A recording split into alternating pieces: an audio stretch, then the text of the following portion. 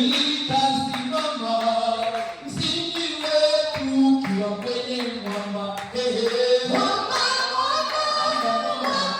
mwamba, Yesu ndiye mwamba. Na watoto wetu watasimama, msingi wao ukiwa kwenye mwamba.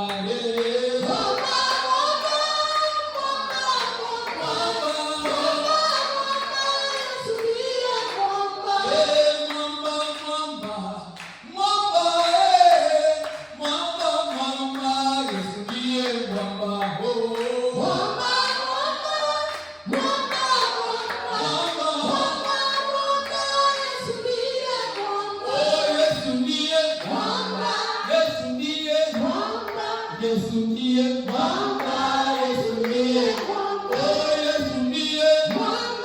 Yesu ndiye mwamba, Yesu ndiye mwamba, Yesu ndiye mwamba, Yesu ndiye mwamba, maishani mwamba, Yesu ndiye mwamba, Yesu ndiye mwamba, Yesu ndiye mwamba, Yesu ndiye mwamba, Yesu ndiye mwamba, Yesu ndiye